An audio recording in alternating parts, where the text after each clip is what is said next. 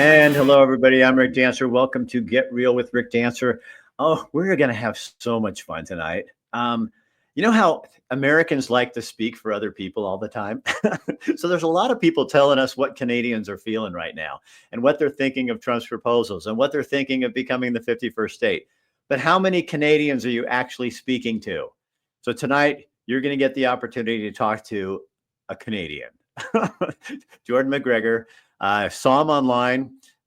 Smart man, former cop, real estate broker, also an entrepreneur. And then he also happens to do a podcast. And I was listening to some of his stuff and I thought, this guy's really good. And he's really getting the message out there of what he wants to talk about. I don't know where he stands politically. I don't really give a shit. And he probably doesn't care where I go, what I do. But I think we can have a really good conversation and find out. And you guys feel free to comment on here if you have questions or statements. Be nice to our neighbors to the north, but you can ask questions and stuff and we can get some answers here. But I just want to find out more about what they're thinking. And, we're there's just a few places away. So let me get my sponsor in here real quick. My sponsor is Chris Dental Family Dentistry. Dr. Bratland would absolutely love this because he loves people talking. He's big on freedom of speech.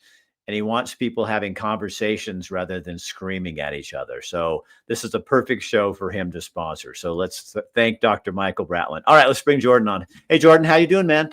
Oh, I'm good, brother. How are you?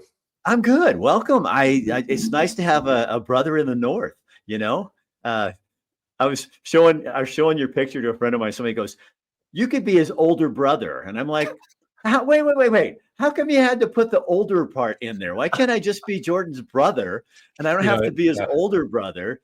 And I'm oh, geez. It's funny. I feel like my hair is not on point compared to yours, though. I'll tell you that much. I was when I saw your message come, I'm like, fuck, man, this guy has a nice set of hair. It is. I'm telling you, it's a fleeting thing. So it's an inside joke with me and a few of my buddies. We always like to comment on men who have nice hair, and I got to tell you, it's flowing, my friend. It looks good.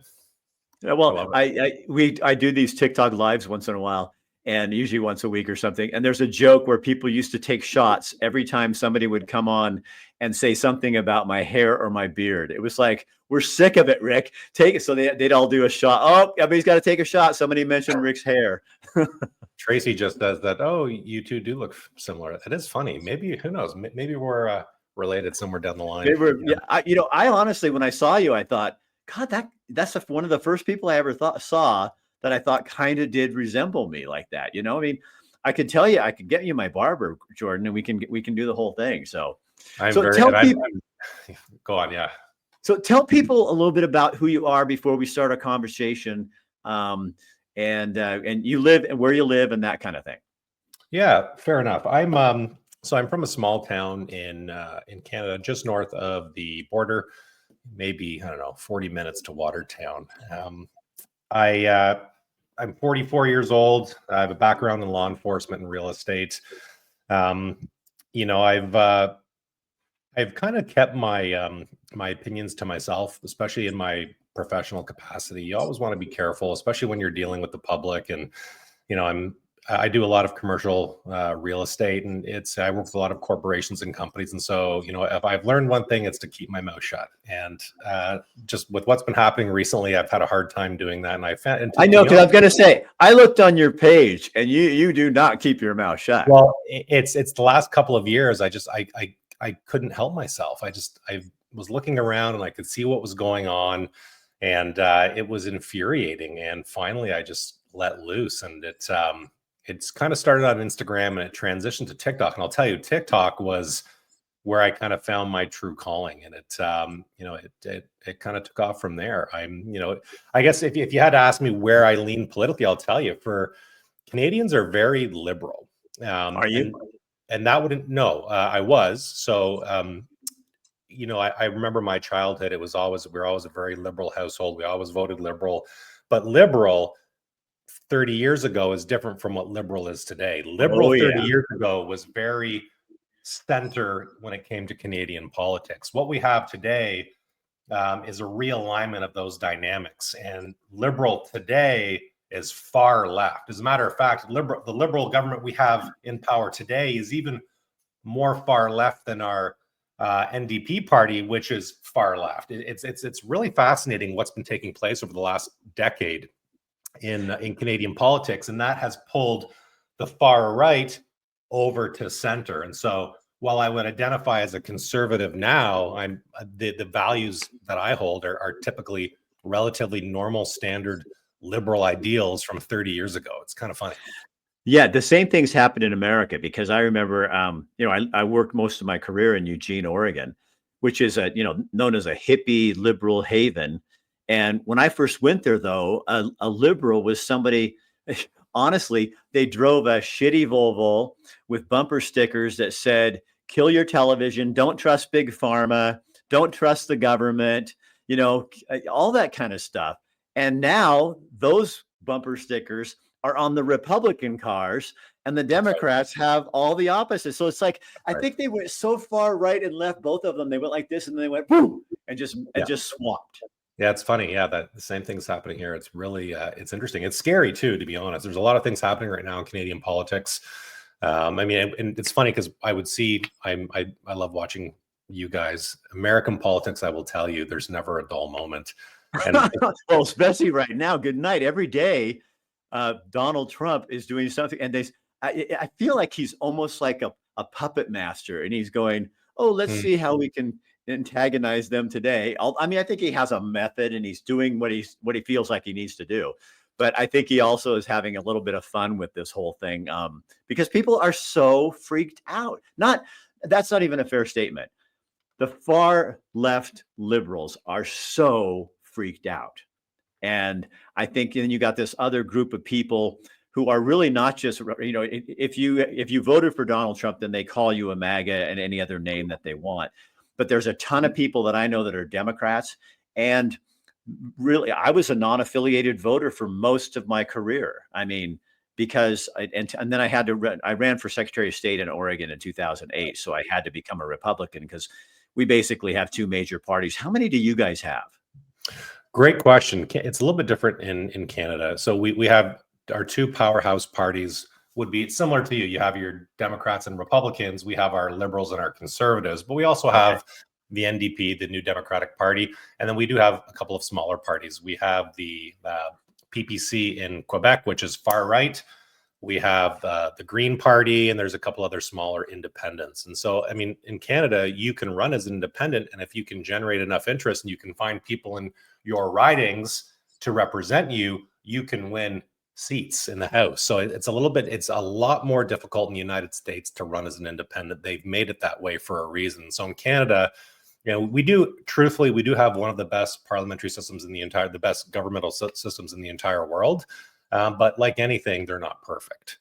Right. So yeah, just a little bit different in Canada, a little bit easier to operate. You offer under the, I think you operate under the presidential system, and we're under the parliamentary system, which are two different things.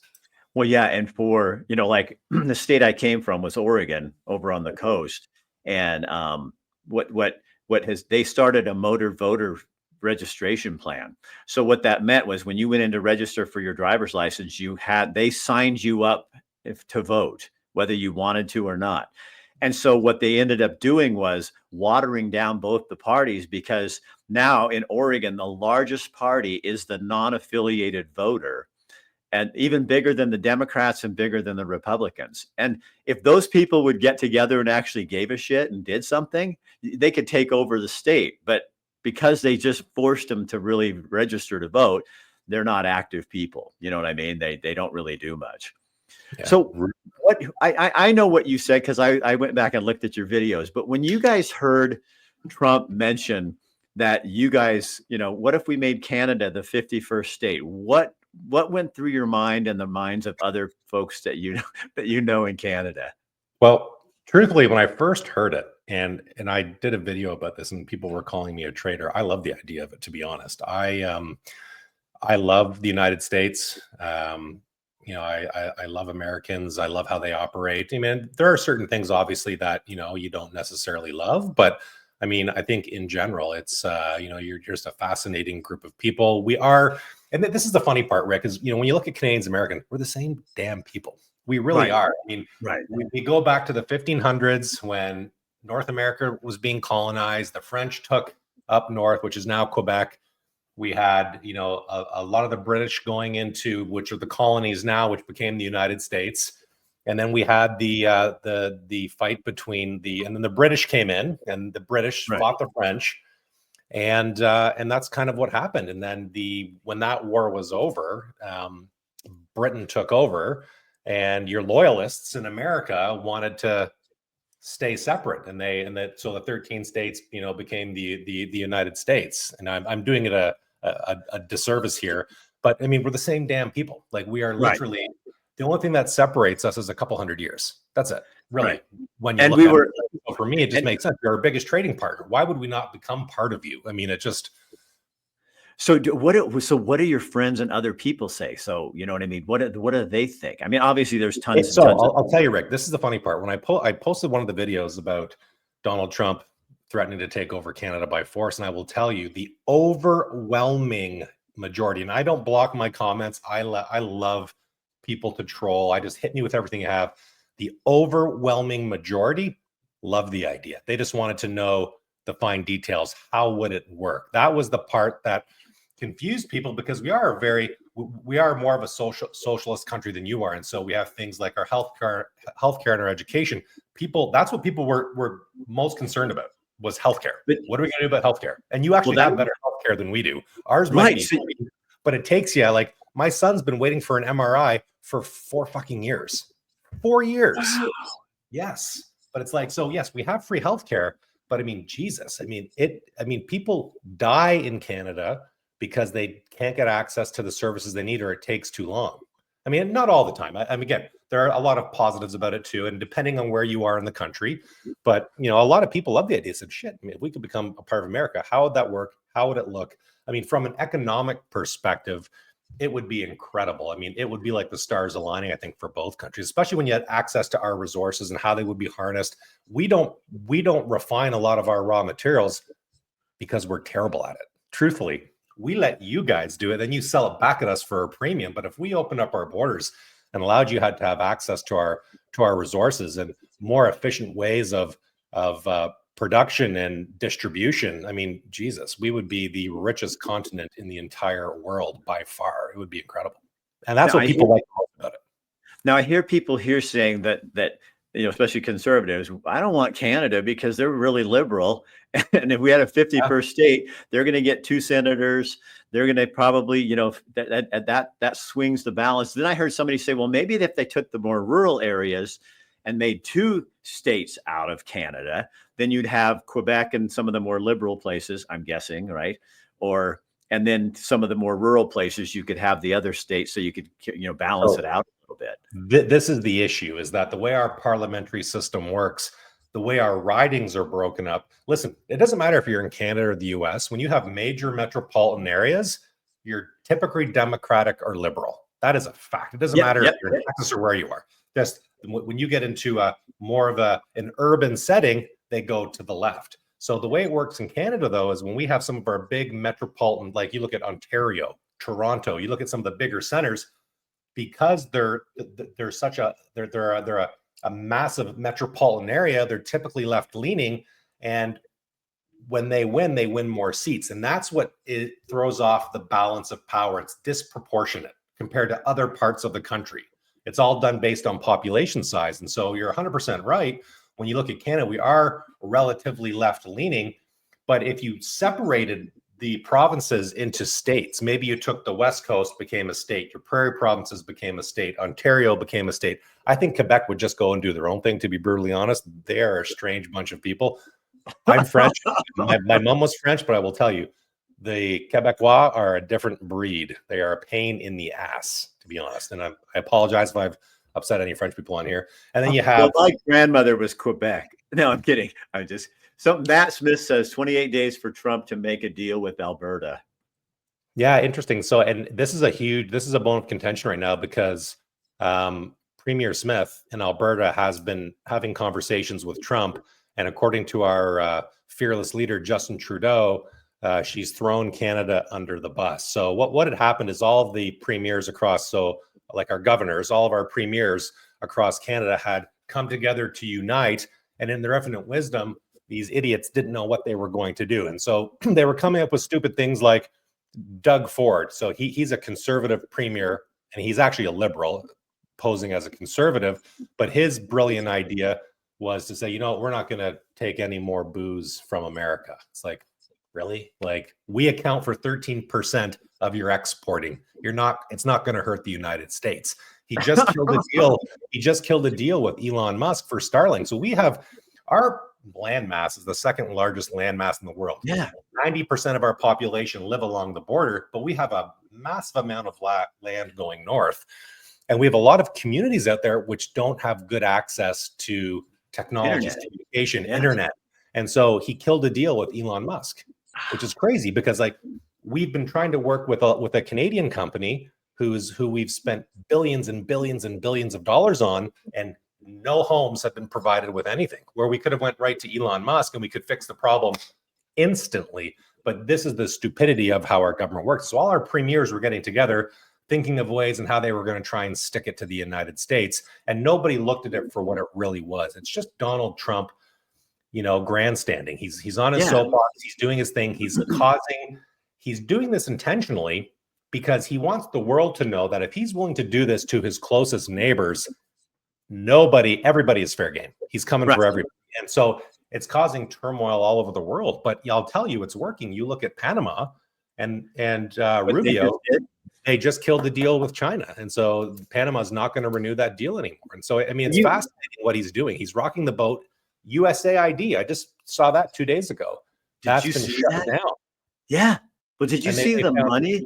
Billions. I mean, your money is coming into Canada and it's being funded. It's being funded into all of our educational institutions, our universities. Billions and billions of dollars to spread that left-leaning ideology. I mean, it's unbelievable what they're discovering right now. So I have a hard time looking at any American who says, man, this guy is a menace. Yeah, you know what? He can be a bit much sometimes. If he just didn't talk as much, I think he would go a lot further. But what they're uncovering, I mean, you can't argue to Elon Musk's brilliance. I mean, they're using incredibly advanced AI algorithms right now to peel through all of this data, and they are finding things that are blowing people's minds right now. Doesn't that? I think today I'm just shocked. 5,000 FBI agents working on this January 6th fiasco. Then you've got money, millions of dollars being sent on trans shit to Somalia and other places, and for education programs. And you're going, what? I mean, it's unbelievable. New York Times was getting millions. Yeah. The Politico, which is a far left news, online, and they were getting thousands and thousands of dollars from taxpayers. And I think Ron Wyden and Jeff Merkley are two Oregon senators who are making the biggest stink about this. And I think all these people are doing this because they know that they're going to all get exposed, that where this money is going, the American people are freaking out because Donald Trump and Elon Musk are finding, things that we're going. It's almost like your kid, you find out, you go, you spent your college money on what? Yes. And I think that's where people are flipping out. But on the left, it's like, I'm so shocked at the number of people I know who aren't even checking this out. They just are going, they're listening to the headlines of Elon's ruining our country. And why does he even have anything to say? Well, or why are people in government so afraid for him to go in and look at their records? That's the question you need to be asking. Yeah. Yeah. It's all deflection right now. It's really, and you look at Elon Musk, he's the richest man in the world. Yeah. And he gave his technology, his patents away to the world for the Tesla motors. Like, he's not in it for the money. The guy wants to change the world. He really does. Right. I think. And he's doing this. I don't think he's getting paid to, he's obviously paying his people, but he's going in there and doing all this stuff. And they're sleeping, we can't even get federal workers to go to work from home. And he's got people sleeping in the federal offices where this stuff is happening and looking all night to find this stuff. And I think, and then, people on the left say, "Oh, and why are you so excited about this?" Because finally someone is listening and doing something that cares about what we're doing. Yeah. I mean, yeah. I mean, Trump says things sometimes, but he's gotten a lot better. Before he won, like the Well, last 3 months, I would be like I would get to a point where I'd go, quit talking about you. Talk about we, the people. I Like don't know if that's changed. I mean, he just that's said, what was it yesterday? He said that they're gonna take over the Gaza Strip and they're gonna develop it. I mean, he just says whatever he wants. And I think this is what right. I mean, especially Canadians too, because we worry a lot. It's not Oh, are you Canadians guys? Are you guys? Maybe that's from your English ties, because I wonder. aren't the English like really the in the UK? Isn't it really? I always hear podcasters say, "Oh, people that are always really really worriers and negative about stuff and that kind of thing." Yeah, I don't Maybe know it if it comes. has something to do with the education system, but so when Donald Trump and the other thing you have to understand too, Rick, is we're so dependent on the United States. Like Right. I think Don't you what get people don't understand that 75% of our export goes to you, 90% of our oil goes to you. And so at the end of the day, if something were to happen, it would be an economic disaster for Canada, and it's so for a lot and we're also a highly educated country too. So understand this. And so and I think this is what rubs people the wrong way sometimes because Donald Trump he will say some things that are just inaccurate. So I think for a lot of Canadians, we get our backs up and he'll say things like there's a trade what does he say? It's a trade but between Canada and the US. I'm having a seniors moment here. it Um, deficit? no, it's not it is a trade deficit, but he was calling it a subsidy, a trade subsidy. Oh, And it's like, okay. no, it's a trade deficit because you're 10 times the fucking size we are. And so Right. you just bring in more product than we bring in from you. Your population is 10 times the size. So it's not a subsidy, it's a deficit. So you guys hear it, and Yes. it can, because I remember you were triggers us. talking. Yeah. Yeah, and I've heard other people online saying, we just don't know what he's doing. But we're the same in America. I think the base of people that elected him are just so 100% behind him. He doesn't care anymore. I mean, he's just going. And you, as a He real just needs to estate keep guy, going the way he's going, though. If he just keeps going the way he's going, he needs to make some really good decisions early on in this, or he will lose. In my opinion, he's going to lose the faith in the people. So as long as he keeps uncovering things that are going to be revolutionary and mind-blowing, he's going to be fine. But I think he needs to kind of come back in because it's getting to Mexico is the same as us. Mexico relies heavily on you guys, on the United States, and you really, at the end of the day, you do need us. You do need our crude oil. I'm telling you right now, you need it. You just don't have enough of it. And and when it comes to the military, Trump's 100% correct in that. We've been slacking because you are our border.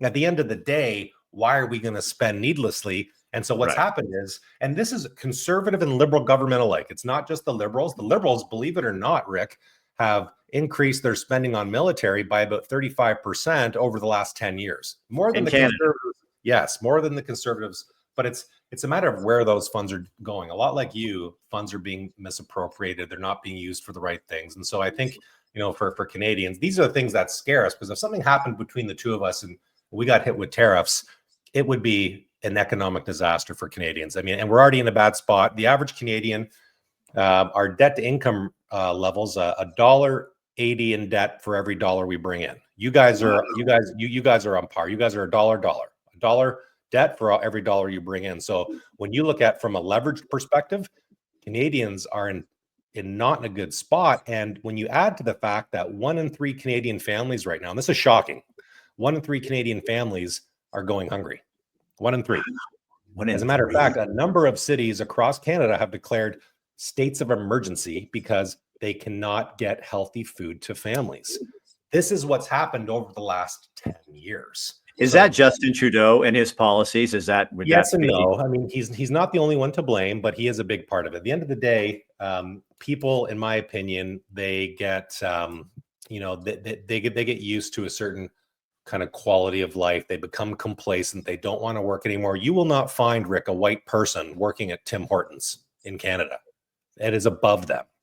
And so what happens is it causes issues with employment we look to bring in cheaper labor. And much like you in the open borders, the Democrats did this under Biden and Harris. They left those borders open for you to bring in cheap labor. The corporations loved it. The lobbyists loved it because it was cheap labor to run their businesses. That's really in truth. And it was it had multiple benefits. You had that cheap labor coming across the border. You give them money and a potential citizenship, and you now have a Democratic voter for life. And you move those into the swing states, and away you go. And so we're doing the same things here. We're bringing in people by the millions. Last year, there was one person every 35 seconds coming into the country here. We had 1.1 million people a year coming in on temporary visas, and they just weren't leaving. So, this is kind of what scares people. It's like the policies, Justin Trudeau, I think his heart is in the right place, but you got to remember, he's also a champagne socialist too. He comes from wealth, and I'm not just talking a little bit of wealth. I'm talking a significant amount of wealth. Although he only declared a $1.3 million net worth when he started his political career in 2013, he was worth 10 times that. And that has now turned into 10 times. He's worth hundreds of millions of dollars. So you say he lied? A politician lied? Good question. It's a matter of where the money was. If it was his personal net worth, or if it was in a trust and he hadn't received it. I mean, again, I'm not his financial advisor, so I can't speak to that. But this was CBC announced. It's online, $1.3 million net worth. It's all bullshit. But so this is the problem, that we have a man like this who has no political acumen, who is now running a country, and he runs it like a dictator. This is true. He does. He runs it like a dictator. What he says goes. And if you don't do what he wants, you're gone. And whether that's him or his handlers, I don't know. But at the end of the day, he's the one that appointed our immigration minister. He appointed our housing minister. He appointed our minister of finance, the three most important positions in government. And none of them had any experience in that position. And it was a fucking disaster. Oh, well, we had one of those in charge of our air traffic controllers, and that's become a real problem for us. Yeah. So Trudeau's out, though. He's leaving, right?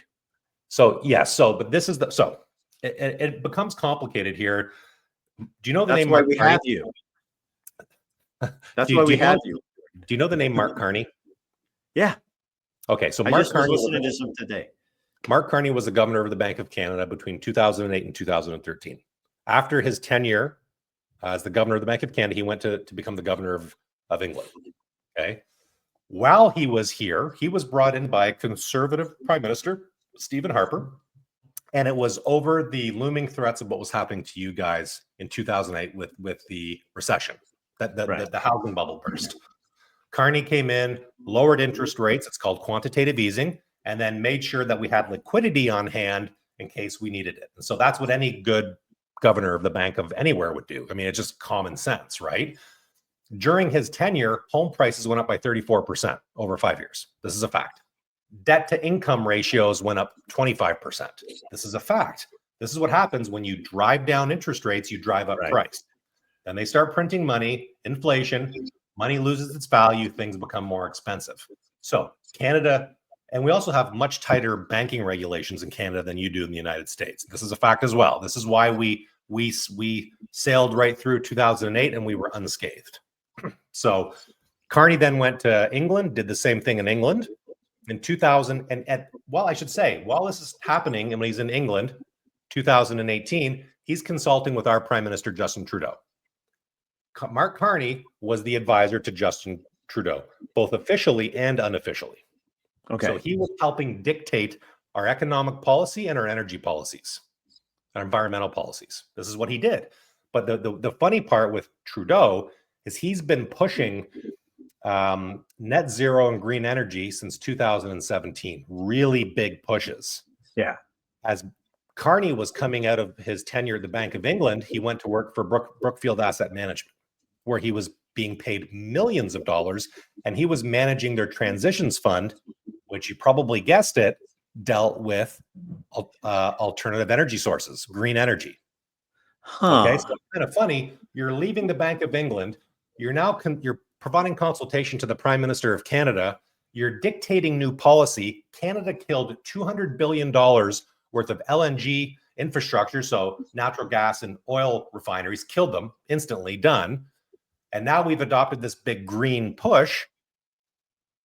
Kind of coincidental. Again, maybe I'm conspiracy, but when you look at it, it just doesn't make sense. And so Right. Trudeau is gone. Carney has now come in. He's resigned from all of his positions across all of his boards, which there were many. And he's now running to be the new leader of the Liberal Party. Now, I will tell you, Carney's a smart man. He's no dummy, but this is what makes him really dangerous. He is considerably smarter than Justin Trudeau, and he has the connections. Carney also is incentivized to push the environmental policies he helped build. He was the architect of. You got to remember, he personally took in $15 billion while at Brookfield of money to go into these transition funds. If you're giving money, you're going to want to make sure that they're successful, whether you're there or not. So again, at the end of the day, what Mark Carney's doing is really interesting. He's pretending to be a conservative right now. He's on the news and TV saying, outright outing Justin Trudeau, saying he let his attention slip from the economy. We've gone too far to the left. We need to come back to the center. We have a carbon tax here, and it's in April. It's going up to 61 cents a liter. So how does that work? How does that work? So for every liter of product you use, which is petroleum based, oil, gas, natural gas, whatever, you're paying 61 cents a liter on top of whatever the cost is. So if your cost is $1 a liter, you're $1.61 a liter, and then you're $1.61 a liter plus all of your federal and provincial taxes. And that money is to go to be it's supposed to go back to the people, but we don't really know where it goes. And this is a huge bone of contention right now. The people pay it, and then it's supposed to come back to, because when government's involved, I notice that always happens.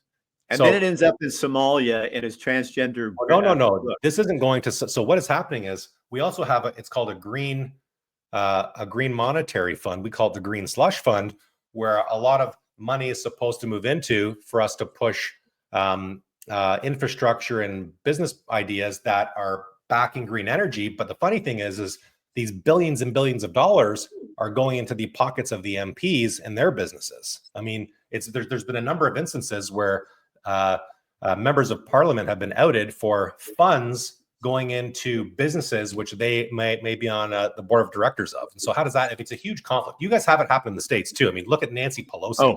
My God. She outtrades Warren Buffett. How the fuck is that possible? It's because she's a teaser. But nobody on her team questions it or says anything about it.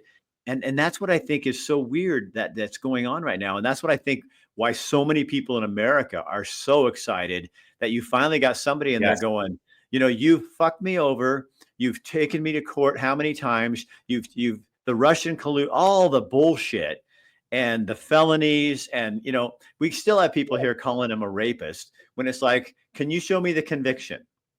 And they go, well, he did it. Well, okay. So you know what? Well, he is technically a convict, even though he had a conditional pardon. He's still technically a felon, but I mean, that was all his real estate. Right. That's a misdemeanor buffed up to be a felony, and but it's interesting. So now how long does Carney then serve? Does he serving out Trudeau's term? Great question. So the way our parliamentary system works here is the leader of the country is appointed by the governor general. And so what will happen is the leader of the country currently is Justin Trudeau. He is resigning. He's prorogued parliament. So it's like shutting down Congress. We prorogued parliament. Business can't actually happen, which is a huge problem right now, because how are we dealing with you guys? This is why Canadians are really mad as well.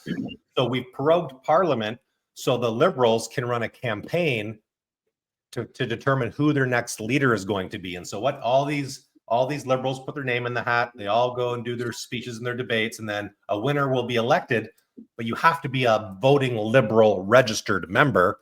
You will then elect the new leader of the Liberal Party, who will then, by virtue of that, become the next Prime Minister of Canada until the next election. So, and when's the next election? It's supposed to be in October, but every Canadian wants an election now. We just can't get an election because we have no sitting government right now, which is a big problem. And it's different. So for you guys, you have to wait the term unless a president is impeached and gets thrown out of office. For us, we can call an election at any time if we get what's called a vote of non-confidence. And that is when more than 50% of the members of the House of Commons vote in favor of not supporting the current government, or they say that they no longer have faith in the current government. And so what the shitty part about our parliamentary system is that, remember we talked about all those little parties? You have the Liberals, the Conservatives, the far left Liberals, you have the Green Party, the ultra right in Quebec. The issue is they can form what's called a coalition. And so this is what's been happening to Canada for the last 9 years, is that the Liberals, because they didn't have a majority in the last 2 elections, they would partner with the NDP and make promises. We're going to give you dental care. We're going to give you increases on your medication. We're going to give you whatever we're going to give you. And then therefore, every time another party would put forward a vote of non-confidence for voting, the Liberals and the NDP would all vote in favor of the Liberals staying in power, and we wouldn't get enough votes. And so that is the shitty part about our system, is that you can form these shitty coalitions and you can hang on to power. And that's what Trudeau's been doing. He's been hanging on to power. And Trudeau is only one. We have the leader of our NDP is Jagmeet Singh. He's a real dirtbag, this guy. He is just, he is a very wealthy man who pretends to be poor. He's really thrown Canadians under the bus. What, does he drive a Gremlin or something? Or yeah, I think he drives a Maserati, actually. And he's he's one of those poor. Yeah. Well, it's not my car. It's probably his wife's car. So anyway, he's a real dirtbag. But this is the problem in our governmental system, right? And the other issue too is 65% or 70% of Canadians, we get our news, if you can believe it. You get your news from social media. And so what's happened is, I think it's Bill C-63. I'll have to confirm, but the Liberal government passed a bill prohibiting social media sites from conveying news unless the medium, so Facebook or Google or whoever, would pay journalists in Canada. It was really strange. So they wanted to be paid for their content, which is funny because all you need to do is put a paywall on it, right? So if you're Epoch Times or New York Times or the Toronto Star or whoever, you can just put a paywall on any news article and all you're going to see is a title. As a matter of fact, it's actually good for business to be able to share news articles. And so what happened is we've been unable to get our news, and a lot of people don't read the paper. We're lazy. We're creatures of convenience. For me, it's easy to go on social media, but now it's becomes harder to fact check. It becomes harder to know what's really going on, is because our media is heavily regulated and controlled here. Well, here's a question I have for you too. So right now, the thing that the Liberal people are hanging on is all of a sudden they're coming out, and I don't know if you know this, but you may know more than I do, is that Matt just made a comment. Rick, you have better hair than me, and my whole brain was just went dry there. Thanks, Matt. I appreciate your help. It's when I'm 65, it doesn't help me when I get comments like that. But they're coming on and saying Canada already had a deal with Biden, and Trump's just taking credit for it. And they say the same thing about Mexico. And I've been looking this up, and I can't find it anywhere. And I don't know what deal they're referring to. I mean, we have a number of trade agreements with the United States. They're talking about this latest, the latest deal Trump has to put troops on and to protect the border and work with you, and the tariff kind of battle that he's put up.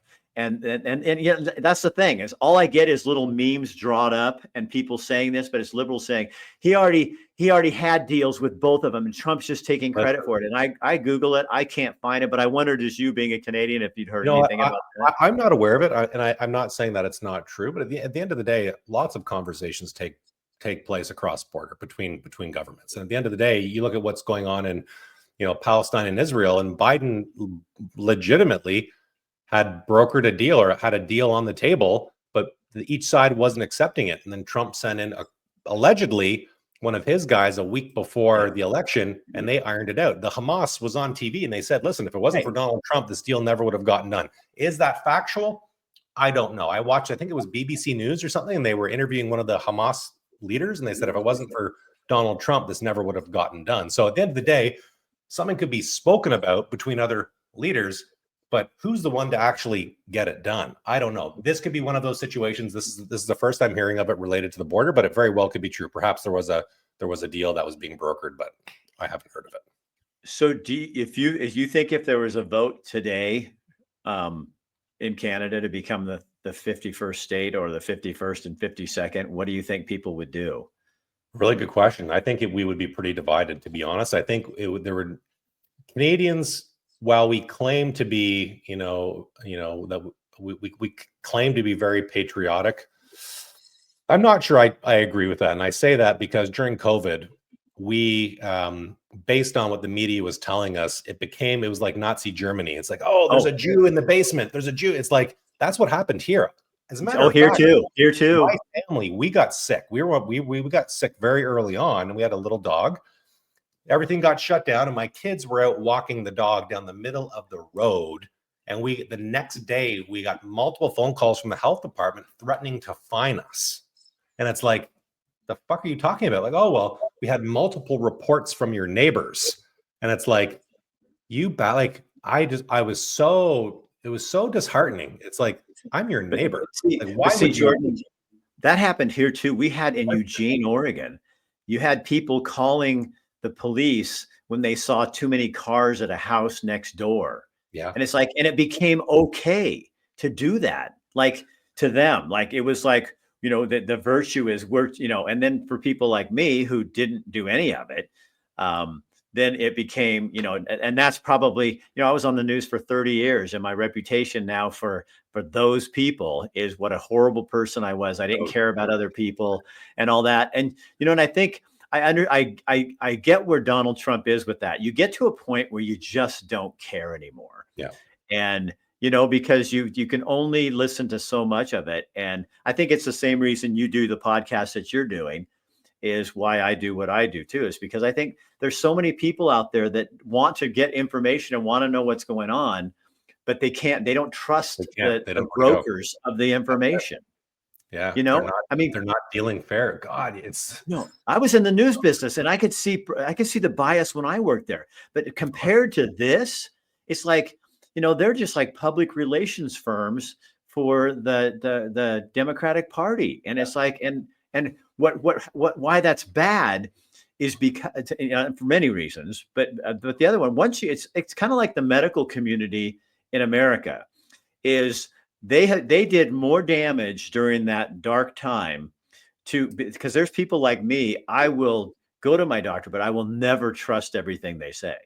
Yeah. You know what I mean? And I like my doctor, but when he gives me the list of all the, what's that I need to get, we can't say the actual thing because YouTube will pull this if I say the V word or anything like that. Oh, but really? Yeah. 3 weeks ago, I was just on a rant. Well, I'm glad you told me that. Remember those things like this that they had us do during that time? Mm-hmm. Yeah, I said that this didn't work. And they pulled me and gave me a strike and pulled me off the air for 7 days. Wow. Yeah. Really? Uh-huh. Okay. Well, geez, I'm glad you told me that, because I was about to go into a whole other rant. But all you have to do is come up with another word for it. I call it the dark time, or these things or something like that. But they trigger the little fact checkers, and Facebook used to do the same thing. And which they don't now, which is remarkable, which is very interesting, actually. Yeah. It's amazing because my numbers have gone up by millions because they're not throttling my content. So it wasn't a fair game. It wasn't on meritocracy, what you could do. It was based on whether you had the right political beliefs. And then you would tell your left-leaning friends how frustrating this is to have a business and do this. And they'd go, oh, that's not true. They're not doing that. And it's like, no, they're not doing it to you, because you have the message of the hour that everybody's buying into. And that now they're on the opposite end of that spectrum, and they're getting really angry right now. Are you seeing people in Canada? Go ahead. No, I was just saying, so yes, but I just saw Dwayne he said, I don't trust doctors nor any government officials. And that's the sad part. And I wanted to touch on that point too, is that's unfortunately, we've been so indoctrinated to believe a certain thing, but not only through our educational system. Like, you look at what we were talking about, USAID funneling billions of dollars into Canadian educational institutions, and you look at what our doctors are supposed to be doing for us. They're supposed to be making us healthy. And you, the Americans have it much worse than we do in Canada. Like the food paradigm in America is just, I mean, you're poisoning your people, and you're getting rich off of the coming up with some type of a solution to the problem, or not a solution, but a temporary reprieve from the symptom. And it's insane. And like my wife actually has my wife is a nurse practitioner, so just below a doctor, can do all the same things. And she has her own private clinic in Canada, in Kingston, where we live. She works all over on Canada, and she does longevity, hormone replacement therapy, and rejuvenation. And it's remarkable what she's finding in the blood. And so everybody comes in, they do these blood tests. You can do it from anywhere. She's looking at getting her license in New York State as well.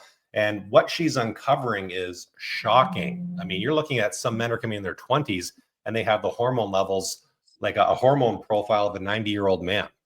Yeah, I have friends in their 30s. Plastics in people's bodies. And it's like, these are endocrine disruptors. It's insane what we've done to ourselves. That's interesting. I have a new client, and she's going to start coming on and talking about this stuff. But all the blood work and what they can tell from your blood work, and what people are, do the parasites and the stuff that are coming into your body, and to cleanse that out. And I mean, it's absolutely there are amazing. A lot of scams too, though. There are a lot of people selling you the parasites, and take this and put your feet in this water. The mushroom. There are a lot of bogus things, but there always is some truth to whatever it is that's going on right now. So that is. Yeah. I'm waiting. I don't know how you guys are thinking. In our country, I want to really see. I mean, I love Gabby. I think she's great. I hope she gets in there.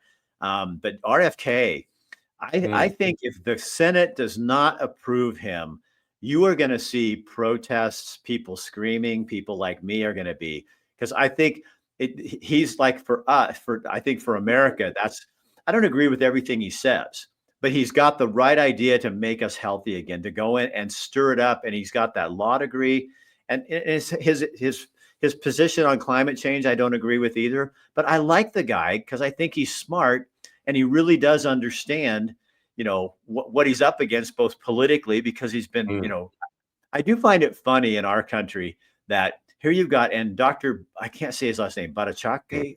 He was a guy from Stanford who was really outspoken about the COVID. And he came out early. I had him on my show, like in 2020. And he was saying everything, and they just obliterated him. Well, now Trump's made him the head of the NIH. It's like, with the Trump administration, if you get fucked over by the culture and the media screws you to death, you've got a place in Washington. And I like that about him. You know? It's funny that you mentioned RFK. I'm a little worried, though. I was watching when he was before the Senate Finance Committee, I believe. Was it the Senate Finance Committee? I think it was the Senate Finance Committee, and they were raking him over. Everyone was raking him over the coals, and it really, you really have to ask yourself. And I can't remember the one lady's name. I should know it, but she was like, "Will you promise not to, for 4 years after you leave, not to sue any pharmaceutical companies?" And he looked at her and he's like, "Well, why the fuck would I do that? Like, right? No, I can't." And she's like, "Why won't you do that? Why won't it?" It was shocking to me. And I mean, it's blatantly obvious. That's one of our lawmakers named Pocahontas by Donald Trump. It's Elizabeth Warren. Elizabeth Warren. She's a beast, but he calls her Pocahontas because on all of it, they went back in her college years and she lied about being Native American on all of her stuff, and nobody did anything about it. Oh, that happened here, actually. Randy, I can't remember his last name, but he was outed.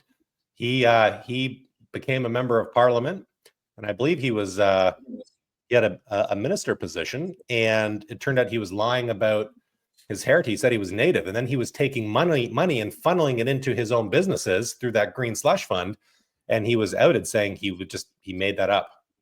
He made that. Well, and you know what? It's Rick. I literally just got an email. So I subscribe to the Liberal News, and I literally just got an email. So let me read this to you because I thought this was really interesting. You guys, this is fresh off the press, right off the press.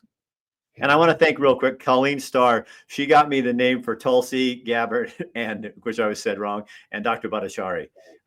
She got them both in there. So Colleen, you're hired. Thank you so much for being my fill-in. I'm 65. I need all the help I can get out there.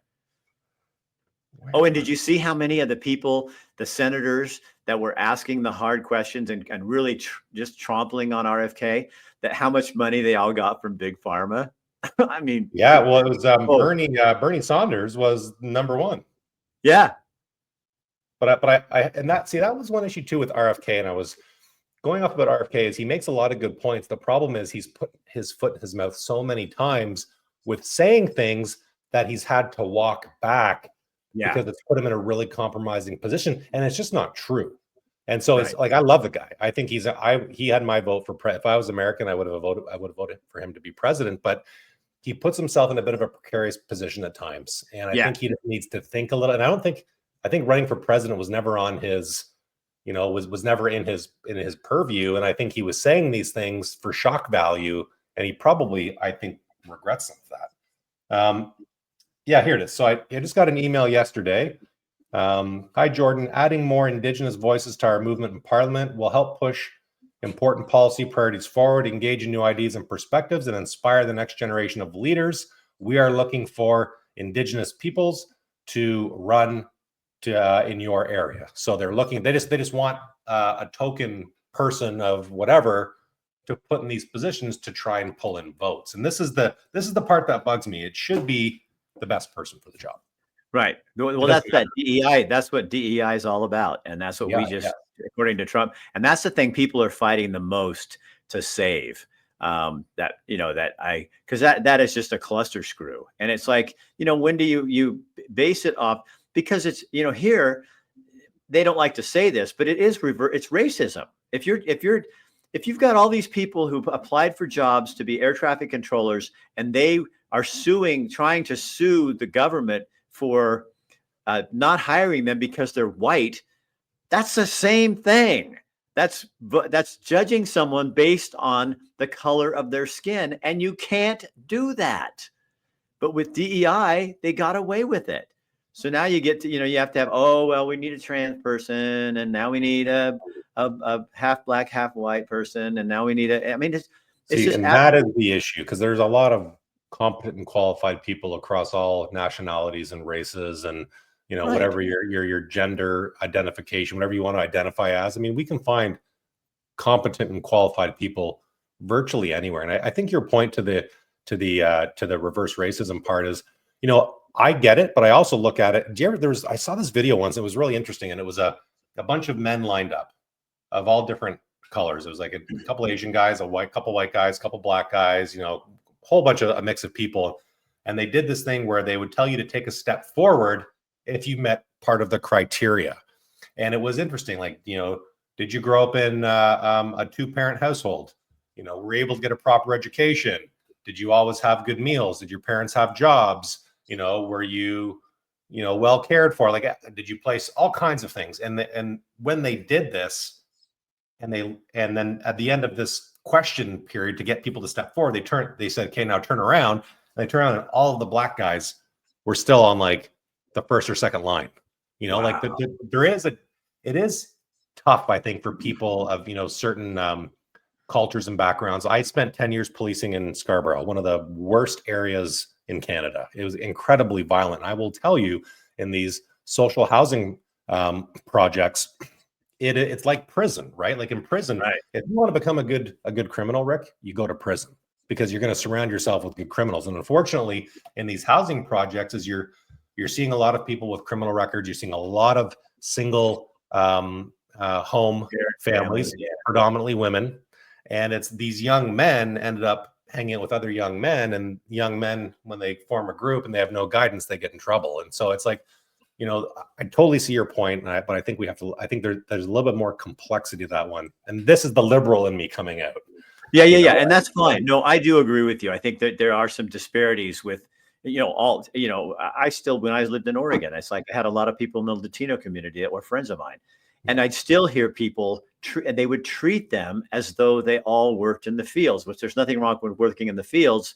But, when you're when you're a business owner and you happen to be Guatemalan and somebody's treating you like you're, somebody who is just got off the train, that's a little degrading. And those were white people treating him that way. Did you see a question? Travis has made a really good. So he said, I know several blacks that have it much better than poor whites, and blacks only 13% of the population. Yes. Yeah, I know many people of all different ethnicities and backgrounds that are very well off. The point I'm trying to make is where the DIE or the affirmative action programs, the problem with those programs is we're looking at it from the wrong perspective. We're looking at it from an equal outcome perspective. We should be looking at it from equal opportunity. Two different things. And this is I agree 100%. One of the polarizing things that's happened in Canadian politics is our prime minister, through his, that champagne socialistic mentality, thinking, oh, well, I'm white and privileged and I kind of feel bad, so therefore everybody should be the same as me. Give. That never works. It's never worked throughout history. I support wholeheartedly equal opportunity. Right. We should have the right to be able to put, a roof over our heads, earn a decent living, get an education. We should be able to have these things, but you still have to work for them. Just because, there's that opportunity, there's still that requirement to actually physically do something and want to do something. Where we've gone wrong is we're the equal outcome. We're just going to give everybody everybody gets, they all deserve this, when it's like, no, if you don't work hard, you don't. If Jordan works really hard at his job and Rick Dancer doesn't work very hard at his job, I don't deserve to have the same outcomes as you. And that's what we've created. And I think the pandemic made it even worse, because then you got a lot of people that we paid them in America. We paid them not to work. So then all of a sudden you got these people, and now, and I'm going, how do you live off that? You know what I mean? How can you do that? Hey, Jordan, I have to wrap this up under an hour or I can't put it on Instagram. It's their rules. We have 3 minutes. This has been super fun. I would love to do it again. I could keep going too. I just have a million things to say. So another time, my friend.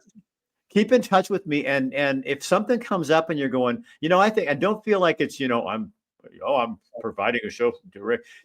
Call me, let me know. Say, Rick, I think I got something we could talk about, because I'd love to have you back on. I talk about opportunities, how to capitalize on an opportunity and make a better life for yourself. I coach people on this. That could be a great conversation. That would be really fun. I'll just ask the questions and you give out the facts. We can do and besides, since we are now brothers and we become one country, you and I are already one step closer. And who knows, we might just take over the 51st state, and maybe we'll make a 52nd, and just call it the McGregor Dancer. I don't know. We can do anything we want. We don't have Trudeau anymore. We got rid of Biden and Trudeau. Now the world's our oyster. The world's our oyster. Yeah, I love it. All right, my friend. Okay, buddy. I'll talk to you later. Thank you. All right. See you later. So again, you guys, that's Jordan McGregor. Just met him online, saw him talking about some stuff. But what a great perspective for us as Americans, instead of listening to all the sound bites on the news, to actually hear from an actual Canadian and get it. And he's obviously, well-versed in all this, and he loves politics and likes listening to it. So we just benefited from his knowledge and experience. So I'm going to post this. Do you guys also remember my Truth About Timber Grizzly Bear Part 2 series is going to start airing tonight. You'll see it all throughout the couple of days. If you share any of this stuff, that's really helpful for us. The bear story, what's so cool about it is this is using the logging industry to come in and create actual habitat by thinning trees. So they're cutting the trees, but they're not calling it logging. It's called adaptive management. And then timber loggers become a habitat restoration specialist rather than loggers. So it's all about how you call it. It's a really cool program because they're doing a really neat experiment here in Montana, but we'll show you that on that story. All right. Have a good time. Share this on your page. I will see you tomorrow. Good night.